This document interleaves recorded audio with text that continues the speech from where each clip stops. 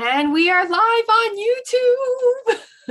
Hey. Time, I'm going to be really smart and I'm going to section my screen because I'm so sorry, guys. 2 weeks ago when we were live, you guys are writing all of these awesome questions on chat. And like we were just happy-go-lucky talking here. Live on YouTube. Okay, there you go. So I can read your live chats now. So let me just set it up. Okay. So yeah, I can type to people. So hi everyone, this is Stacy, your project lead, and this is your update from March 4th to March 11th, 2022. Here on the call with me is our Emmanuel. He's our head of Africa development, or just head of Africa. And on March 2nd, he had a wonderful seminar with the wonderful students from Takoradi Technical University in Takoradi, which is a lovely city in Ghana. And I just want to invite him online to share with us how was the experience. Yes. And what were your takeaways? Go ahead. Yeah, so I want to welcome everybody on our weekly update, and I also want to thank Stacy because she sent me there, right? And it was really awesome, like how the students were very happy to hear about blockchain NFT. You know, it's all about trying to, you know, as much as we want to build an African community for our project, we also want to educate people about blockchain and cryptocurrency and the metaverse and any other project that runs on the blockchain. All right. So the students were very, very happy to hear from us. The lecturers, the school authorities, they were very excited. Everybody was seated and they were willing to learn. Okay, we talked about NFT, we talked about metaverse and how it's called. Actually, we spoke. The program was held in collaboration with the Department of Arts. All right, for Takoradi Technical University. So, our focus for the project for the program was NFT because it really matches with what they were already doing. So, we were very excited to know that they can turn their passion into arts and their arts to money. All right. And they were really surprised to see some pixelated pictures, like weird wheels and CryptoPunk and all those NFTs making millions of dollars, and they're going around their school seeing wonderful acts and they didn't know how to even make money out of them. So it was really an eye-opener for me as a person, and I was also deeply humbled to teach these very kids and the students and all those people who were involved in that very program. So guys, that's what went on. I don't know if I can share some pictures, Stacy. Yeah, go ahead. That would be really wonderful. All right, so this is my screen. Oh, guys, forgive me. Can you see my screen? Yeah, you just zoomed into someone's face. Yeah, so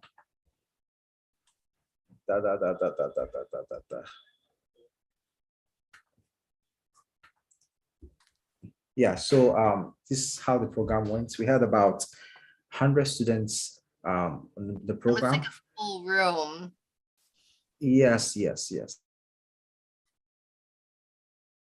And guess what? Wasn't even the room that we expected to be in, because excuse me.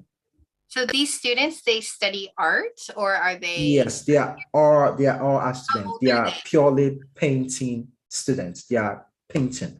But this is a Department of Industrial Painting students. So all they are into is painting, right? They don't do any other thing. So these are students who are the future painters or graffiti or whatever. I don't know the technology in painting or graphics. All right. So that's me representing MoonToken. Yeah. And you see CryptoPunk and all that. Yes. So as you can see, I was just demonstrating or illustrating how blockchain works or whatever. Oh, so just share with us. Let's have a snippet of your teaching because we weren't able to be there. All right. So for this particular scene, I was just illustrating to the students how NFT the record cannot be erased, it's permanent and can be tracked. All right. So as you can see, I'm exchanging a pencil, and we assumed that the pencil was an NFT. And on an NFT, there were timestamps, there were some smart contract backing the sale of this pen. But in as much as I was taking the physical pen, it was also happening on the blockchain, which means he giving me the pen. Is selling the pen to me with a contract attached, a smart contract attached to it. Per our agreement, we always treat. He told me that the type of agreement or arrangement he wants to make. He told me that you'll be charging 10% on every third party I sell those kind of pencils or that art to. So that was after we have shown them how the whole thing works. So we're trying to demonstrate. All right. So this student was saying he will charge 10% for every sale that I make from the arts, and pretty much yes. So me getting this pencil from him, I also told him that I would sell to another person, and any person that I sell this kind of pen or NFT to, he'll be having his 10% per the contract, per the smart contract thing, without needing to do anything. All right. And they were wow, because like, how would that work in the first place? How would I even know that you sold it? And I told them, no, blockchain, you don't have to trust anybody. Okay, that it's about verification. So everything is verified for you. And they were very much excited. As you can see, very nice painting here. And we had another person. He's called Ben. Oh yeah. Yes, Ben. Yes, he also spoke at the event. So pretty much this is what went on. It was really, there are a lot of pictures that I have to just load all of it on my computer for you so that I can show it all to you. So but pretty much this is what happened, and it was really mind-blowing. Yes, I'll do that. Right. Yes, Stacy, I'll do that. You have no idea. I'm very excited. But Stacy, what do you think about equality? Because when it comes to art, okay, in Ghana, the people, when it comes to art, not only painting, in music and all that, in Africa now, is the narrative is changing, or the whole industry is changing, evolving faster. But even more so, you don't get to own it. You don't own your art. Okay, you earn a little from your art. Okay, you have the producers and all those owning those kind of. What do you think NFT and blockchain can bring to the industry in Ghana in terms of art? Probably some of the students may be watching, and they are very glad. In terms of equality, how do you think it's going to can affect how art is perceived and the revenue generation in Africa at large? Yeah, it's a really good question. And thank you, Emmanuel, for sharing what you were talking about earlier about your experience with the Takoradi Technical University. Thank you. You made it possible, Stacy. I pushed it, but yes, it's so good. And we were talking about the department and planning it. So one of the things that happened, actually, Kit and I were also intending to be part of the panel, and we were zooming in. So here, Kit and I, we were waiting for 40 minutes because we're just chilling out, waiting to talk about this panel. So apologize to all of the students who were, expecting us, but we didn't go through. But next time, definitely in our next round of talks, we're going to, kind of circumvent and figure out this IT, because one of the things is that you were in a room that had LAN wire access, right? Yes. Yes. And something too. It's something. What I was telling earlier, Emmanuel, in our team meeting was like, I'm so proud of Emmanuel because he started. Sometimes in business you just got to start and not have this worry about the perfection of it, and then we learn from all the experiences. So and also in my so we all know that everyone here is a volunteer at MoonToken. My full-time job that I get paid for, and I represent a company. I'm an NFT advisor, actually, and I go on different talks and AMAs to talk about NFTs. And in October, I was one of the speakers at the Digital Art Fair in Hong Kong talking about art. Wow. So to answer your question about art, like, the traditional art space is there are a few narratives, like there's millions of narratives, but the narratives that I'd like to focus on when I share about how positive and how exciting blockchain is for art is that there's a narrative out there that there was like a starving student, a starving artist who might sell his artwork for like, you know, peanuts, like it was like 50, I'm just pulling out numbers, like $50 or like $500 or even $5,000. But the marketer who bought the artwork, who had vision, who crafted the narrative of his art piece and curated a whole beautiful collection, after the artist maybe passes away, that this art piece now is worth 50,000 US dollars, 100,000 US dollars, or 200,000 US dollars. And the artist has no claim to it. First of all, maybe the artist is gone, passed away at that moment. But at the same time, like there's no way to trace and there's no royalty. And and that's what happens. Someone can buy these gizmo stickers, they can buy it for $2 and then they can sell it for $100. And the person originally got for $2. The $48 profit goes straight to the person who bought it. In blockchain, it's a bit different because in the smart contract, there is a record of the originator, the original artist. There is a way to track, and there's a built-in royalty. So for any time that art piece is transferred ownership to, that there is a execution command that says that up to what you said, up 5%, 8%, 10% will go to royalty to the original owner. So it's perpetual royalty. So that's definitely one thing. The other thing is provenance, because there is a way to track in the blockchain, like you were saying. I love your example about the pencils. And I you guys know I love my mama so much. My mom is an artist, and I mean, she's a traditional artist, right? And I'm so proud of her. She's saving up her money and she's buying an iPad and an iPad pencil, and she's going to so because she sees trends as well. But she's been an artist for the past 30 years, and my mom paints a lot, but her artwork is not exhibited a lot of places because we don't have the connection. In Hong Kong, let me just share you the experience in Hong Kong. First of all, to get to the nicer galleries, you have to have a track record of where you have placed your art before, or you need to know someone. You need to know the sister, brother, cousin, sister. Like it's got to be in this kind of elite network. And the other that maybe we went to a gallery and they said they were excited to exhibit my mom's work, and then they said, okay, you can, if you pay 8,000 US dollars for 2 weeks, and then we also get 50% of your commission. We charge 50% commission.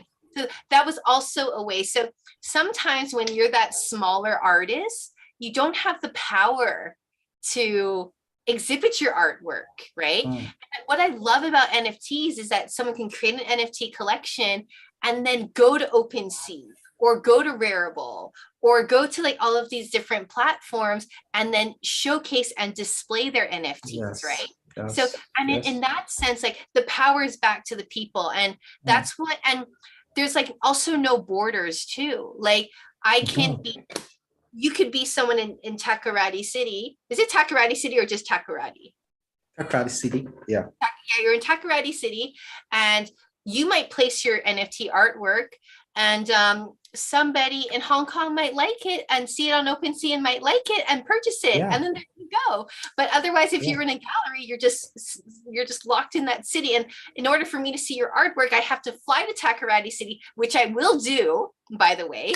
But you know, but like I would have to go there. So I think there's just like so many different dimensions of NFTs. And when we talk about equality, which is what we're so passionate about here, is that it's like education equality. Like I saw those photos, Emmanuel, of the students studying, and I just felt like the thirst in their eyes. Yes, we're very hungry for it, and they're hungry for it. Yes, they really want to know more, and because they've seen a lot of people ahead of them who were very creative. They created marvelous arts, but it's either they could not get a chance to exhibit it because they were not part of the elites. They could not break through to the bigger galleries, our art centers, or probably they did not own their, if they were able to make it, they would not get a fair share of, they were not rewarded adequately for their creativity. So it was an eye opener. And I asked the lady, she asked the question, and I told her, I asked her what she's learned, and she told me that now I've seen that nobody can take me for a ride. Ah, that's a good one. And she said, not even me, Yeah. because they now come to understand the value of the arts they create and the potential of it to generate something huge for them. Okay, because when I was showing them all these arts NFTs that has made huge money, millions of dollars, for every display, they were saying, oh, what is this? Oh, which means they have the ability to do more than that. And if you go to the school, if you go to the department, the faculty of arts, you will see that you don't have to tell you anything. The painting is all over, serious graffitis. Like nobody will tell you that this is an arts faculty, all right? So then knowing that something like that exists made them feel like, whoa, it means I'm not wasting my time in school. There's huge potentials for my art. And there's huge opportunity for me to display my art to the entire world whilst tracing the originality of the art back to me. All right. So they were very happy and excited. Yes. Yeah, I'm so Very excited. And then one of the things is like you said, like when they're looking at that artwork, and then they also know the artwork that they can produce. And they're just, Exactly. it's about just opening their perspective and letting people know, and Exactly. that people are out there. Like I think it must have completely floored them when they see a CryptoPunk selling for like 3 ETH, not even to mention 30 ETH. Right. So Yeah. no, and then we just looking forward to more collaborative partnerships with the Takoradi, Exactly. right? Takoradi Technical. Exactly. That'd be awesome. Yeah. And this is really just the beginning. There might be some of you on the video like, what are you guys doing? But we've been talking about this since September, of having different educational initiatives in Africa. And I remember Yeah. saying AMA, like we wanted to choose a school and a plot of land, and we were really excited about that. So we're going to be building a school. Yeah. And the model that we're doing, I mean, Awesome. we've been talking about it as a team, and I think we're really going to implement it, is that we want to Yes. maybe incorporate these wonderful students, their artwork, and help them make NFTs. Yeah. Also, yes. So now we're just building the community, but how we can empower them to have an NFTs, and then have that way to earn royalties, and also to learn how to create NFTs. So, and then through that we can have a fundraising for our school as well, because NFTs can be used to fundraise as well. Yes. Just like it's very true, and I realized that NFT can change their lives a lot, and especially if we're able to build a bigger community of art students. When anybody creates an NFT, everybody can go ahead and support them, and make sure that they like the kind of the art in the marketplace. Make sure that they give a certain level of attention to each person's art to push it. So